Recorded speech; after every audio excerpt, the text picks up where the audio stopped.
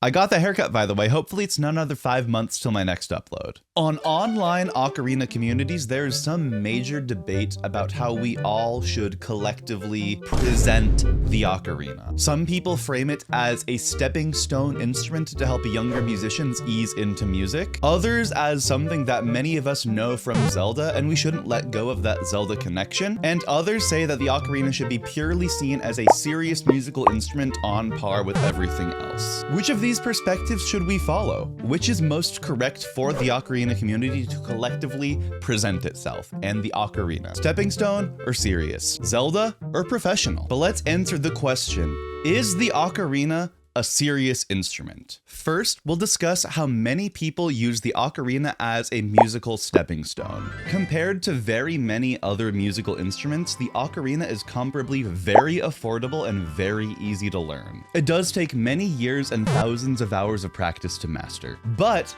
for many, it only takes a few days to reach very basic proficiency. Because of this relative accessibility, there's been a small but powerful movement to make ocarinas a new standard for elementary school music education. This would replace recorders, which I believe are harder to learn than the ocarina, and people like my good friend Ocarina Owl are leading this. Many of his students do fall in love with the ocarina and stay with it long beyond him being their teacher, while others do get that baseline musical knowledge, the stepping stone, and potentially move on to a different instrument. I fully believe in this movement of using ocarinas in elementary schools instead of recorders. For example, if you overblow on a recorder, there's a chance that you have an octave jump from blowing extra heavily, and for a novice musician with lesser breath control, this is relatively difficult to master compared to something like the ocarina, where you just go sharp. And those octave jumps are one reason people think the recorder is an annoying instrument when it too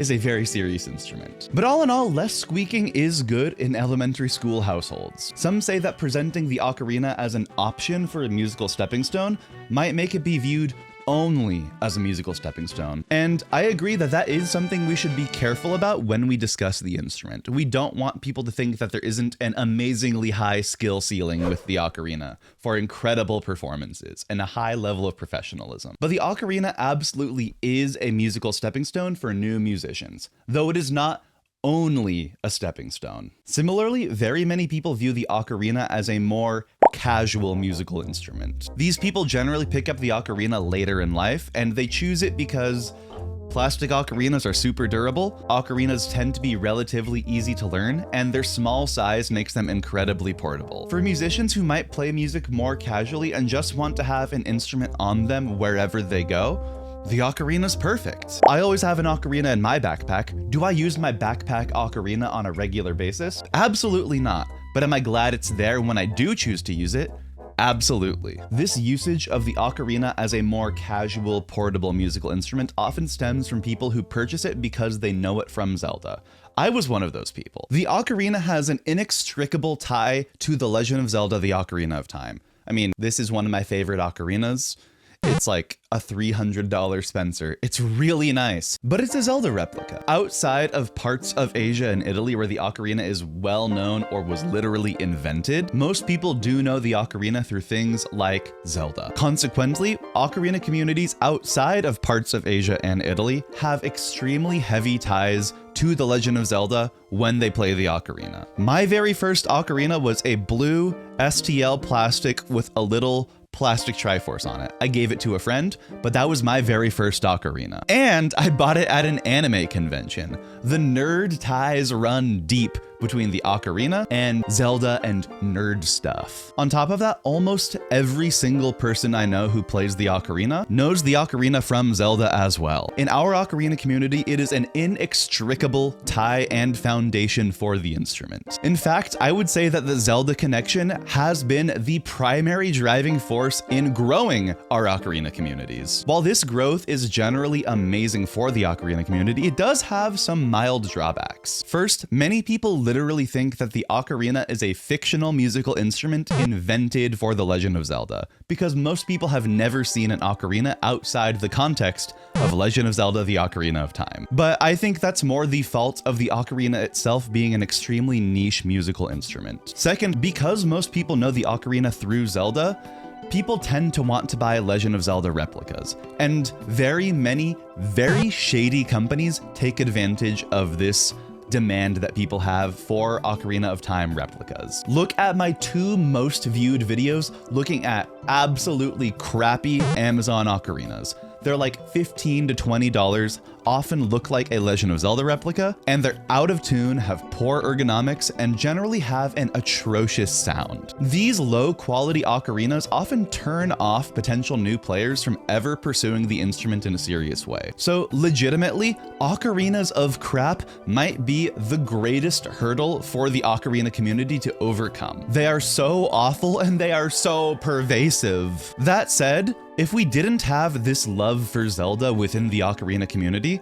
we probably also wouldn't have most of our reputable and good ocarina makers. Without the demand for Ocarina of Time replicas getting people into the instrument, learning to love the instrument, and then amassing a collection of the instrument, I bet most American makers and distributors would probably be out of business by now. Remember Songbird Ocarina's ads in Nintendo Power back in the day? Songbird probably would not be around if it weren't for people buying Zelda replicas through them. And if you do buy one through Songbird, use code Andy10. I am a case study of this type of person. I bought my very first ocarina because it looked like a Zelda one and it was affordable, but that got me into the instrument. I fell in love with the instrument, and now I've amassed a collection of at least 60 ocarinas, and maybe 5 or 6 of those are Zelda replicas in some way. This connection with The Legend of Zelda has had complications with the ocarina community, but it's been far more of a net good, because without the Zelda connection, we probably wouldn't even have an ocarina community. Nevertheless, even with this foundation of Zelda, some people want to disconnect the ocarina community from Zelda entirely. This brings us to the presentation of the ocarina as a purely serious high-level instrument. Some voices in the ocarina community say that the more we connect the ocarina with Zelda, other pop culture moments that made the ocarina well known,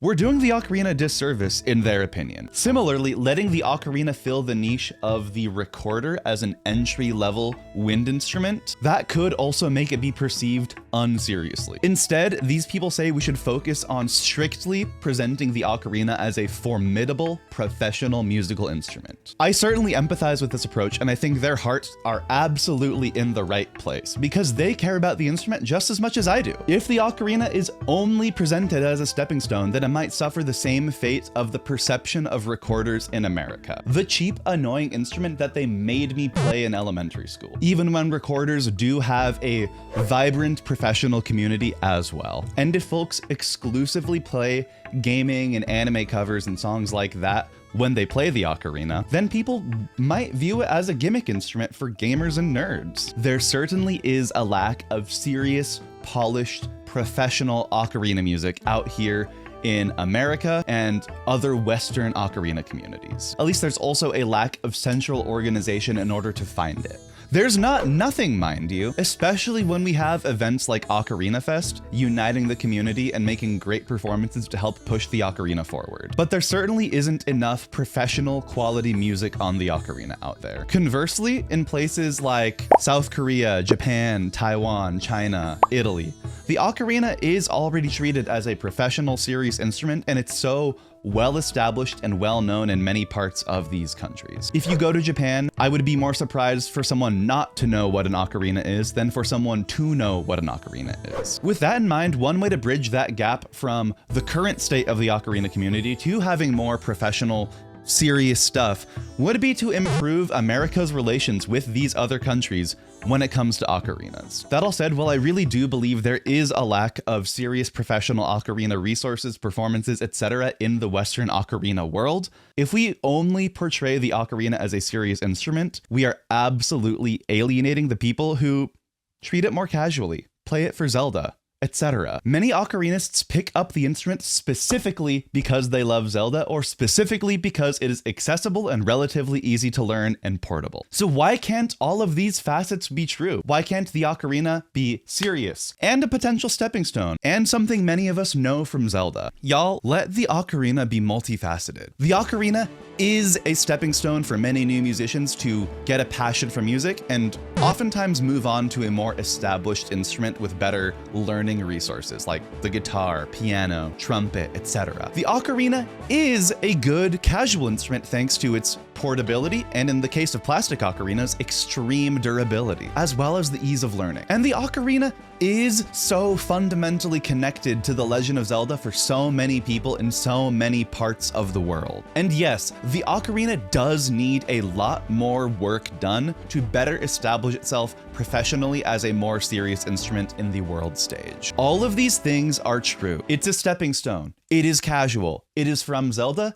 and it is professional. Denying how very many people connect with the ocarina on a Zelda or casual basis simply serves to alienate and divide the ocarina community. However, the ocarina is and always has been a serious instrument. We do still need more resources, compositions, high-level performances, things like that, to make the ocarina have better standards and be better established in the professional music world. But not everyone needs to take the ocarina seriously. Whether you consider yourself a casual ocarinist with a trusty plastic, only got one for Zelda and only play gaming or anime music, or practice it professionally, if the ocarina makes you happy, then you are ocarina-ing correctly. Let's focus on spreading joy through the instrument first. The serious stuff is important, and we do need more of it. But any professional aspirations are completely useless if we alienate, divide, and gatekeep the ocarina community in the process. This is why I always end my videos with happy tootin',